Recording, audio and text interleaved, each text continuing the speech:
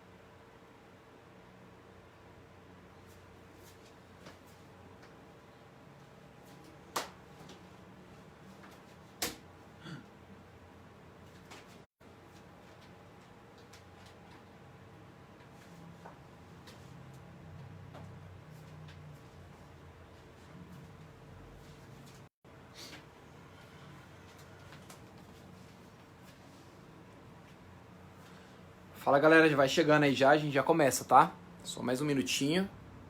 Esperar o pessoal chegar todo mundo aí, tá bom?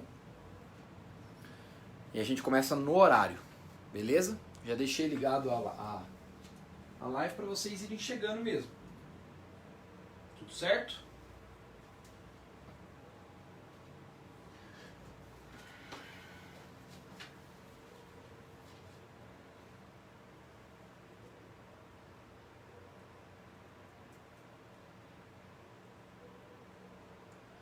Vamos lá então? Meu relógio está um pouquinho atrasado aqui, mas está no horário, né? Bom, hoje a gente vai falar um pouquinho sobre as propriedades físicas dos compostos orgânicos, tá? O que é isso, pessoal? Como a gente falou de algumas funções orgânicas e tudo mais, a gente viu a estrutura, né? Falamos um pouquinho sobre ela, classificamos a cadeia carbônica, né? Agora resta a gente trabalhar um pouquinho com as suas interações. Isso vai explicar, por exemplo, temperaturas de fusão, temperaturas de ebulição, a própria solubilidade desses compostos orgânicos, tá? Isso é uma parte interessante, né? Mistura com conteúdos lá do primeiro ano de Química Geral, né? Que é nada mais, você vai misturar ali geometria, consequentemente polaridade da molécula, consequentemente interações intermoleculares. Então, né? Até coloquei algumas imagens aqui no slide, acho que vai dar para ver pelo menos a imagem, né? Mas eu vou relembrando com vocês algumas coisas importantes antes da gente chegar de fato, tá, a analisar as moléculas orgânicas. Beleza? Primeira coisa que a gente precisa relembrar é os tipos de interação, né? Claro, o carbono, né? Vamos só voltar aqui rapidinho, tá? Em relação à geometria do carbono, né? O carbono a gente sabe que ele é tetravalente, né? Então a gente pode ter o carbono vai estar fazendo 4 ligações, então a gente pode ter o carbono fazendo 4 ligações simples, tá? Então ele vai ter uma certa geometria no espaço. Então aqui eu já coloquei ele na geometria correta, tá? Ele vai ter então 4 ligações ao redor dele, que a gente representa ligação covalente simples no plano do quadro, covalente simples no plano, saindo do plano, indo lá para o fundo, lá para trás do quadro. Então isso aqui, ó, vai dar um tetraedro, ó. Consegue imaginar um tetraedro? Tetraedro é 4 lados iguais, tá? Então você tem aqui a geometria tetraédrica, é o que a gente falou, né? Eu até comentei com vocês, uma coisa chamada hibridização, né? Então a gente tem esse carbono sendo hibridizado em sp3, tá? Ou seja, geometria tetraédrica.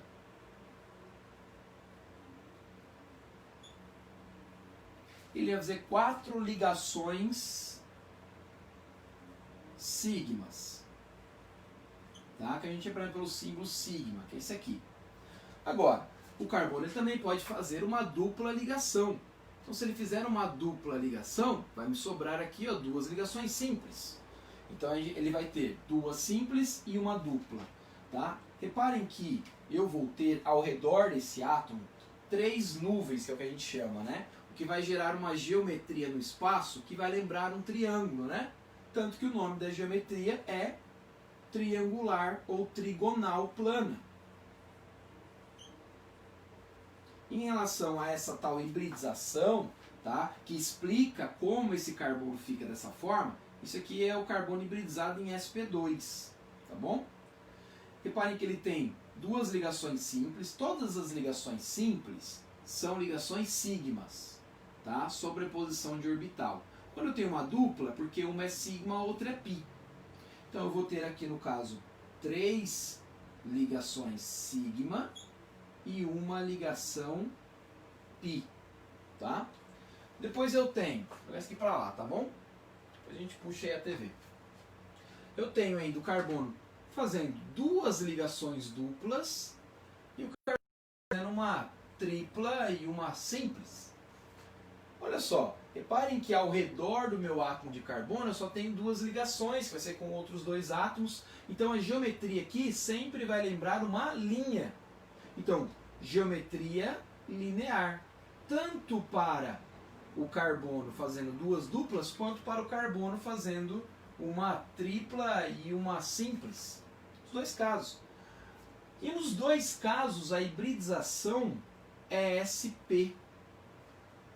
Por que SP? Reparem que ele faz uma dupla, então é uma sigma e uma pi. Outra dupla, sigma e pi. Aqui ele tem uma simples, sigma, e uma tripla. É pi, sigma, perdão, pi e pi. Reparem que nos 2 casos eu vou ter 2 ligações sigma e 2 ligações pi, para ambos os casos.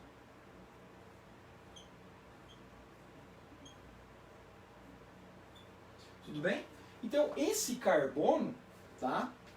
Ele vai gerar essas geometrias, o que consequentemente vai gerar aí, né, estruturas como essas daqui que a gente está vendo. Ó.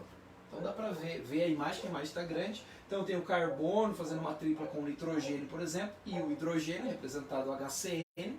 Tá? Aqui eu tenho o carbono ligando duplamente a oxigênios. Tá? Então a gente tem C dupla O, C dupla O.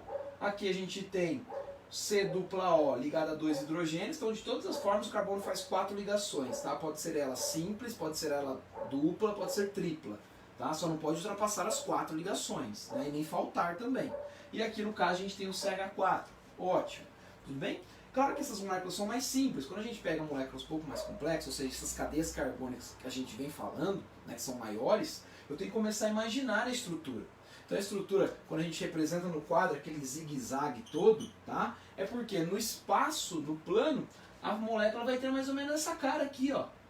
Então o carbono, ele está fazendo só ligações simples, então ele vai ter essa cara. Quando eu tenho o carbono fazendo uma dupla, ali naquele momento é triangular. Quando eu tenho uma tripla, naquele momento ali da estrutura, naquele meio da estrutura onde tem uma tripla, é uma geometria linear, enfim. Então você vai tendo estruturas diferentes, tá?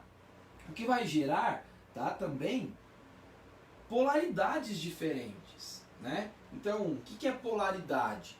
Tá? É a molécula polar, é que ela representa, tá, polos, vamos dizer assim, fica fácil.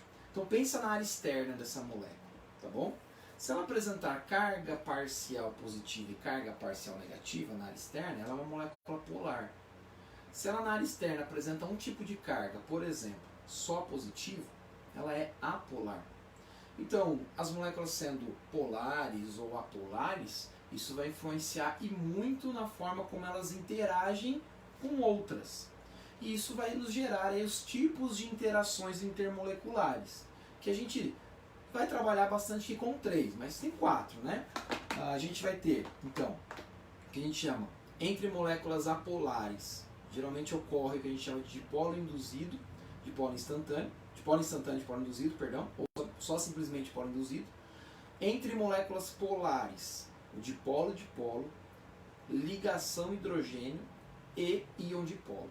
Tá? A gente vai trabalhar com essas 3 primeiras aqui, né, numa quantidade bem maior. Tudo bem? Então eu vou relembrar algumas coisinhas com vocês sobre isso, bem rapidinho, para a gente adentrar então, pegar todas essas informações que eu vou relembrar agora e a gente aplica na orgânica. E a gente vai conseguir ter uma comparação de moléculas. Ah, eu vou conseguir olhar para a molécula e identificar o valor? Não.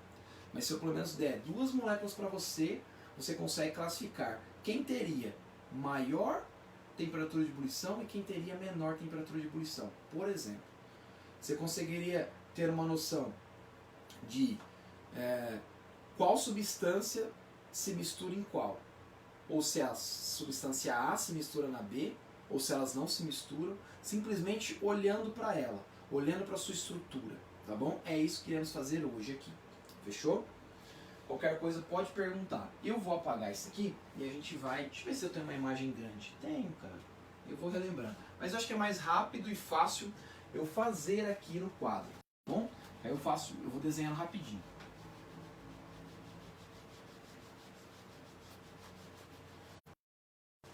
Ó, então o que a gente vai fazer?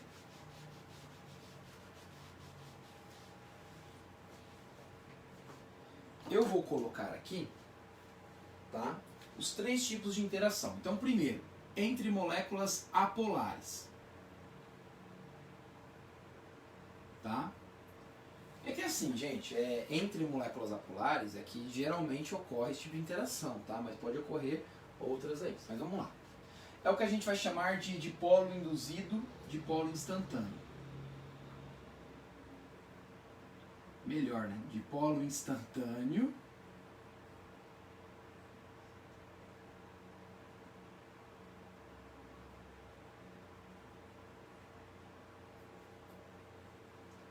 Dipolo induzido. É mais conhecido como só dipolo induzido, tá bom? Então, ó, como é que seria isso? Imagina o seguinte, eu tenho aqui ó, uma estrutura carbônica, tá? Bem rápido eu vou fazer aqui para vocês. Não vou desenhar em 3 dimensões, por quê? Porque é muito difícil, tá?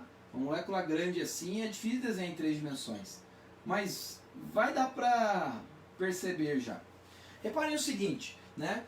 Existe diferença de eletronegatividade entre carbono e hidrogênio, por exemplo? Existe. O que é eletronegatividade? É uma propriedade, né, na tabela periódica que a gente tem lá, que nada mais é do que o seguinte: eletronegatividade é a capacidade, a força com que o átomo atrai os elétrons da ligação para si. Ou seja, quanto mais eletronegativo for o elemento, com mais intensidade ele puxa os elétrons para próximo de si.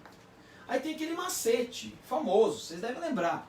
Fui ontem no clube, briguei e saí correndo para o hospital. Onde a eletronegatividade aumenta, nesse caso, da direita para a esquerda, tá? Na tabela, como é que vai variar? Sempre da esquerda para a direita, de baixo para cima. Então, se você pegar da esquerda para a direita, de baixo para cima, sempre naquela diagonal, né? Nesse sentido, você vai ver que os elementos mais eletronegativos são esses daqui, ó. Flúor, oxigênio e nitrogênio. E ele vai ser importante pra gente, para essa aula de hoje, tá? Provavelmente a gente não vai terminar todo esse assunto hoje. Então a gente começa hoje, relembra essa parte do primeiro ano, tá? E aplica na sequência. Quando ficar claro tudo isso aqui pra você, aplicar é o de menos. Que aí quando você fala, nossa, era só isso, tá? É bem simples. Então vamos lá. Como existe uma diferença de eletronegatividade entre carbono e hidrogênio, o carbono é um pouquinho mais eletronegativo que o hidrogênio. Então ele puxa os elétrons para próximo dele. Então imagina só, eu representei pelo vetor, que é o que a gente chama de vetor momento dipolar. Tá? Então é como se esses elétrons se aproximassem de quem? Do carbono. Ah, mas quebrou a ligação? Não. A única coisa que aconteceu é que os elétrons se aproximaram do elemento mais eletronegativo, que no caso é o carbono. Tá? Mas ele nem é tão eletronegativo assim. Então não está tão próximo do carbono. Mas existe aí uma quantidade de elétrons muito maior na região do carbono. E na região aqui dos hidrogênios? Acaba ficando mais positivo. Por que positivo? Não é que fica positivo, né? Mas é que fica uma carga negativa menor. Consequentemente, eu posso dizer que mais próximo do carbono existe uma carga parcial negativa. Tá? Carga parcial negativa a gente representa por o símbolo delta minúsculo. Enquanto que próximo do hidrogênio existe uma carga parcial positiva. Ou seja, menos negativa, óbvio. Tá? Repare o seguinte, na área externa dessa molécula, na área externa, só tem a carga parcial positiva, porque só tem hidrogênio. Então por isso que eu não precisei desenhar em 3D, Então ela não tem polos, ela só tem uma carga externa. Beleza? E se chegar uma molécula igual a ela? Chega uma molécula igual a ela, aqui do ladinho. 5 carbonos. Lembrando, 5 carbonos seguidos, met, et, prop, but, pent. Temos aqui o pentano, ligação simples entre os carbonos infixo an, terminação de hidrocarboneto. Temos o pentano. Inclusive, o pentano ele é líquido a temperatura ambiente. Olha só, se ele é líquido a temperatura ambiente é porque existe interação intermolecular entre as moléculas do pentano. Do contrário, não estariam juntos, sendo líquido, estariam separados, certo? Estaria no estado gasoso. Ótimo. Então já é uma coisa para você se pensar. Então a molécula também é igual, também é apolar, beleza? Cara, como é que você explica então que essa bagaça a temperatura ambiente é líquido a 25 graus? Existe interação. Como vai ter interação? Carga positiva com carga positiva se atrai? Não, repulsão.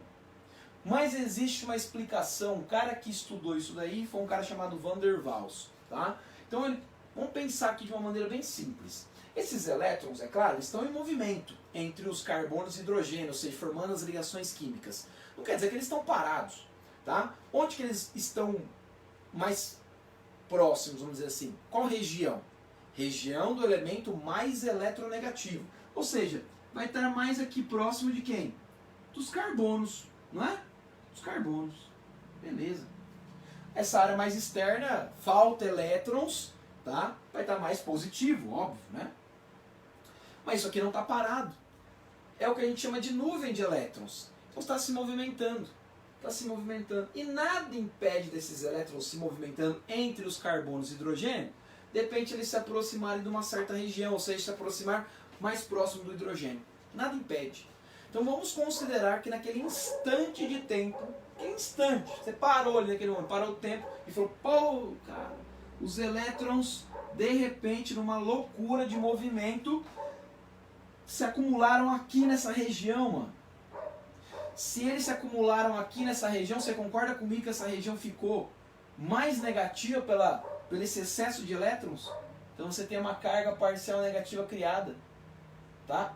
É muito intensa essa carga parcial negativa? Não, um pouquinho. Se eu pensar em valores, é pequeno. Consequentemente, os elétrons se afastaram ainda mais dessa região acima, o que aumentou a carga parcial positiva. Repare que você tem uma carga parcial pouco mais positiva e uma carga parcial agora nesta região um pouquinho negativa.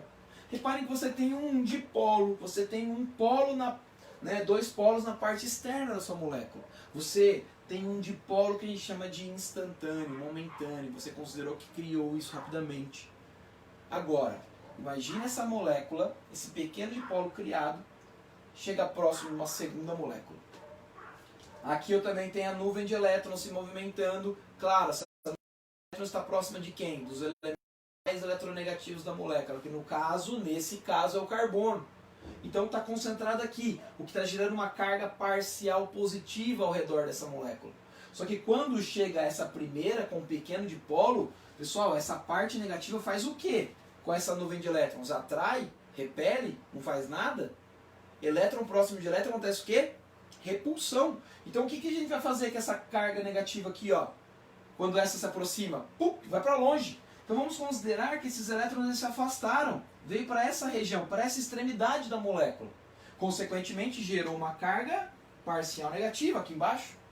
E, de novo, pela ausência dos elétrons nessa região, ainda mais, né? Ainda mais pela ausência, aumentou a carga parcial positiva. Reparem que você tem uma carga mais positiva, uma carga negativa. Vou até pintar isso aqui de vermelho, tá? Reparem que você tem agora uma atração entre as cargas opostas. Essa atração, reparem que ela é entre um dipolo instantâneo, criado naquele instante de tempo, que induziu uma segunda molécula apolar a criar um pequeno dipolo. Então você tem o tipo de interação, dipolo instantâneo e dipolo induzido. Ou simplesmente dipolo induzido, porque essa segunda vai induzir uma terceira, que vai induzir uma quarta e assim vai.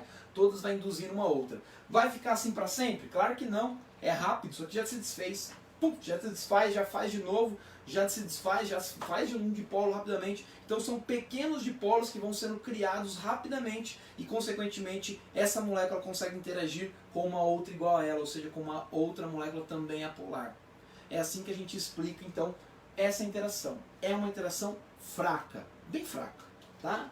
Agora, onde que vai ter uma interação mais intensa, mais forte? Entre moléculas polares, tá? Então, entre moléculas polares, aí o bicho pega. Ó, exemplo clássico aqui, só para lembrar vocês, HCl. Entre hidrogênio e cloro, fui ontem no clube, briguei e saí correndo para o hospital. Olha, clube representa o Cl, o cloro, né? E o hidrogênio está lá no final. Então, quem é mais eletronegativo? O cloro. Então, ele atrai os elétrons para ele. Então, a gente representa por um vetor. Claro, o vetor sai do menos eletronegativo para o mais eletronegativo. Então gera uma carga parcial negativa no cloro. Então esses elétrons aqui, ó, que está sendo compartilhado, vão se aproximar de quem? Do cloro. O cloro já tem mais elétrons ali, né? Então você repara que você tem uma região com excesso de elétrons e uma região com ausência de elétrons. Você tem uma molécula polar. Tá? Você tem uma molécula polar. Até porque, só para lembrar uma coisinha, né? Esse momento de polar resultante a gente representa pelo símbolo Mi.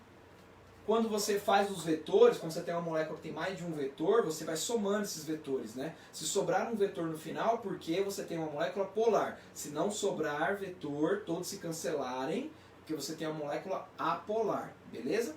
Tá? Mas aí é uma coisa importante que a gente vai estudar aqui na orgânica, é que moléculas polares, às vezes, elas atuam mais como, elas interagem mais como uma molécula apolar do que polar, tá? Porque existem moléculas muito polares, pouco polares, muito apolares, pouco apolares. Enfim, dá na mesma, né?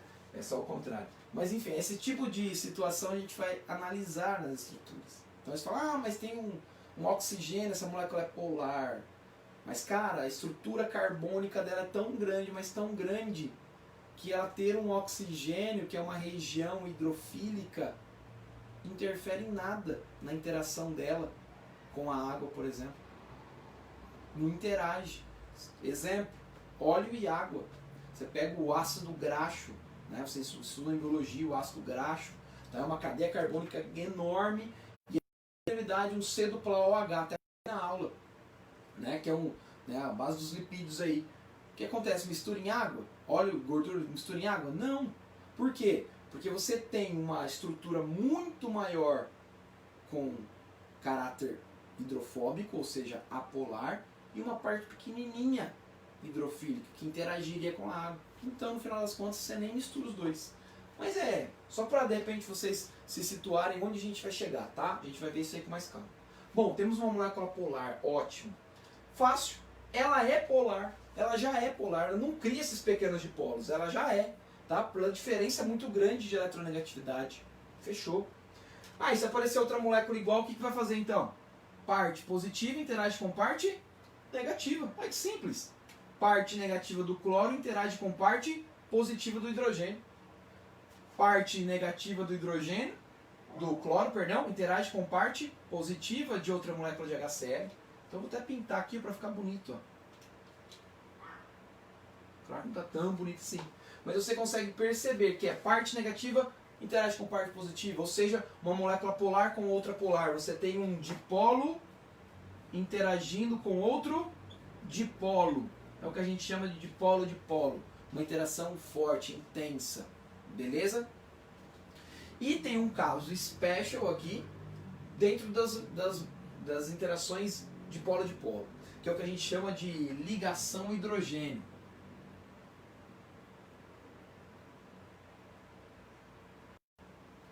Talvez você aprendeu como pontes de hidrogênio, né? O que é essas pontes de hidrogênio? Ó, o que vai acontecer, galera? Quando você tem flúor, oxigênio ou nitrogênio ligado, tá? Um desses três átomos ligado diretamente a um hidrogênio, você tem uma diferença de eletronegatividade enorme. Por quê? Porque a gente está falando dos elementos mais eletronegativos da tabela. Então é claro que aquele vetor que eu falei para vocês vai ser em direção a um desses três elementos, o que vai gerar uma carga parcial muito negativa e uma carga parcial ainda mais positiva no hidrogênio. Só pela diferença de eletronegatividade. Ou seja, esses átomos eles vão atrair com mais intensidade os elétrons da ligação, o que vai gerar na região dele uma densidade de elétrons maior, uma carga parcial negativa maior.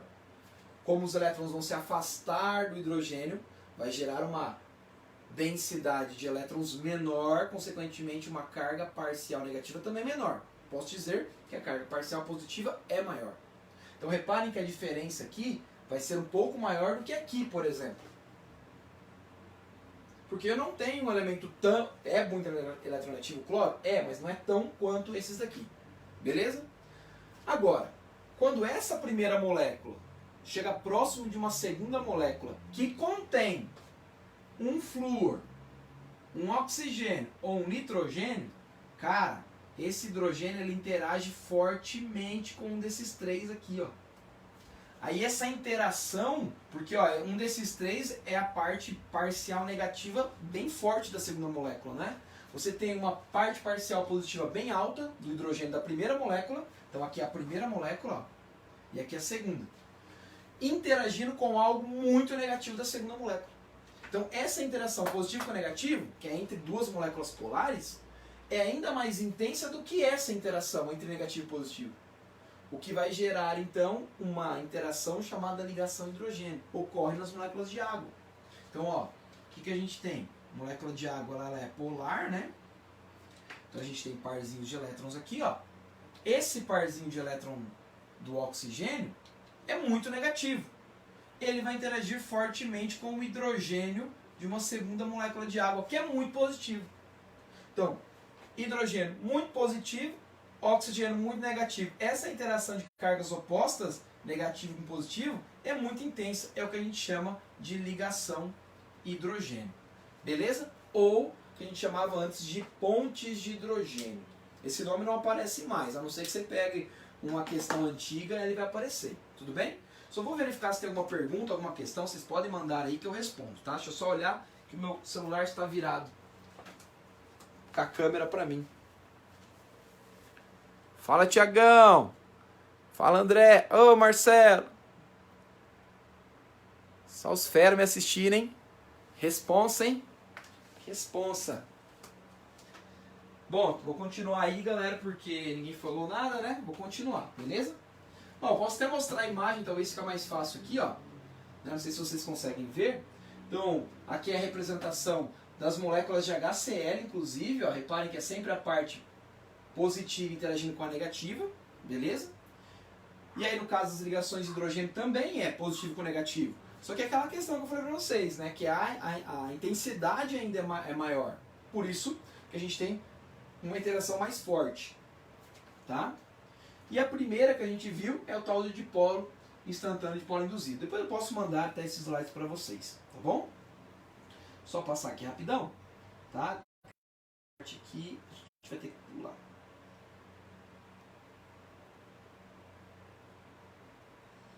Tem bastante coisa. Agora vamos para a aplicação disso tudo. Deixa eu só ver se tem alguma coisa que eu posso falar disso aqui.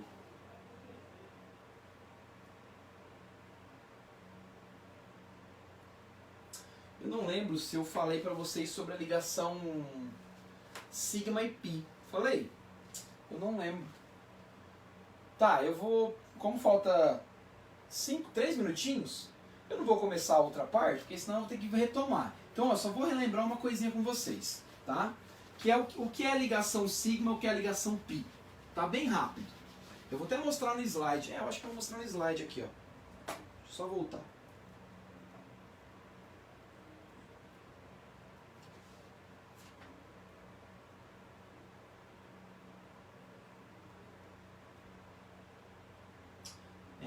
Eu acho que eu vou deixar isso aí pra parte com o Murilo, hein? Depois eu vejo com ele.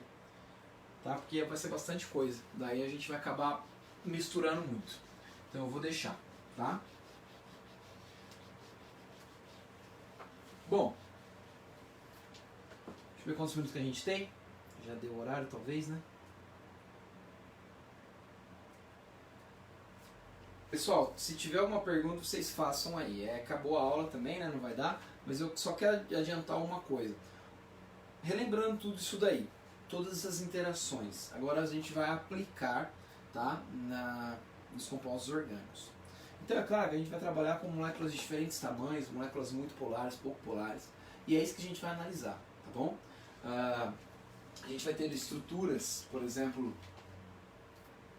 carbônicas pequenas, estruturas carbônicas bem grandes, tá? Só bater no olho, claro que essa representação é bem simples, só bater no olho aqui, galera. Qual das duas? Ó, que composto é esse primeiro? 1, 2, 3, 4, 5, 6 carbonos. 6 carbonos, match, add, prob, boot, paint, X. Apenas ligações simples, AN. Terminação O de hidrocarboneto, beleza? Aqui a gente tem 1, 2, 3, 4, 5, 6, 7, 8, 9, 10. Tá bom já, não precisa ser mais que isso não, tá? Só fazer uma comparação. 10, DEC, ligação simples, AN, terminação O, decano. Para que é uma cadeia linear, reta, tá? Não tem ramificação, não tem nada. Só bater no olho nas duas. Que tipo de interação vai ocorrer? Ah, uma coisa que eu não mostrei, né? Força da interação.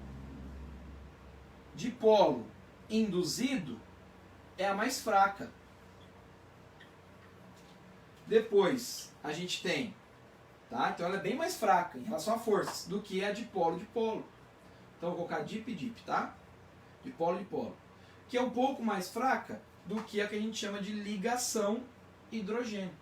Que ainda vai ser um pouquinho mais fraco do que o íon dipolo. Mas aqui a gente não vai usar o íon dipolo, tá? Íon dipolo, por exemplo, quando a gente trabalha com soluções salinas, tem o sal, dissociação sal, aparecer íons, tal, enfim.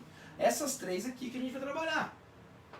Então, pessoal, o que eu tenho que analisar em relação às interações? Primeira coisa, tipo de interação. Óbvio, pessoal, se eu tenho interações diferentes, tá?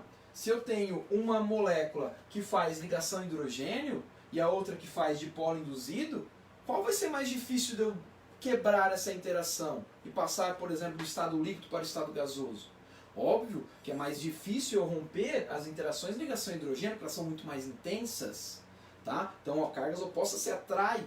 Então as moléculas de água estão presas, muito bem presas uma com as outras. Para eu quebrar essa interação e passar do estado líquido para o estado gasoso, eu preciso chegar numa temperatura de 100 graus Celsius.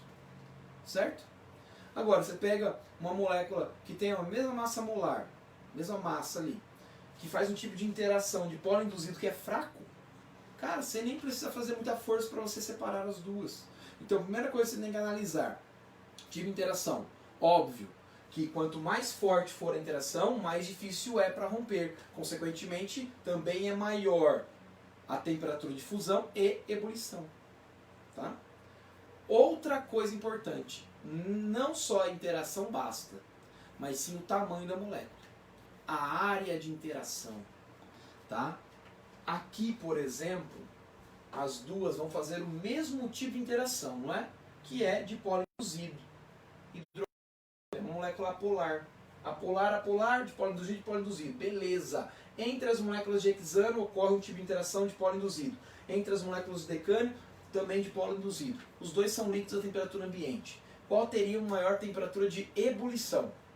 Qual que eu teria que colocar para ferver ali que atingiria uma temperatura maior, por exemplo? Hexano ou decano? Aí você tem que olhar para a área de interação. Tá? No caso, a massa molar. Quanto maior a massa molar, maior a temperatura de ebulição. Eu gosto de sempre olhar pela área de interação. Por isso, quando você olha para a estrutura, você consegue ter uma noção boa. Reparem que essa estrutura tem um certo tamanho, certo? Beleza? Então você tem uma interação entre essas moléculas. Então você requer uma energia para eu descolar essas duas moléculas. Tamanho da minha mão aqui. Fechou? Decano, uma área maior. Então ela tem uma região maior de interação. Para eu descolar isso aqui, requer mais energia. Concorda comigo? O que é mais fácil? Você descolar uma ripa desse tamanho colada, duas ripas coladas, com a mesma cola, tá? Mesma cola. O que é mais difícil? Você descolar essas duas ripas ou essas duas ripas menores? Óbvio que as duas ripas menores deve ser mais fácil você descolar, tá? Vamos pensar que essa interação é essa cola. Então, quanto maior a área, mais difícil é para eu romper a interação. Mesmo sendo o mesmo tipo de interação, consequentemente, se aqui requer mais energia, a temperatura de ebulição vai ser maior. Essa vai ser menor. Claro que valores eu não vou saber, né? Mas eu vou conseguir ter uma noção. Pessoal, claro que só foi só para vocês se localizarem onde a gente vai chegar, tá? Não é assim também tão simples, a gente vai aprofundar mais, vai falar de quando tem ramificações, de quando as moléculas são polares e tudo mais. Beleza? Galera, valeu. Terminando a aula de hoje, passei acho que uns minutinhos, né? Um grande abraço aí, aproveite o feriado também amanhã e até semana que vem. Abraço, valeu!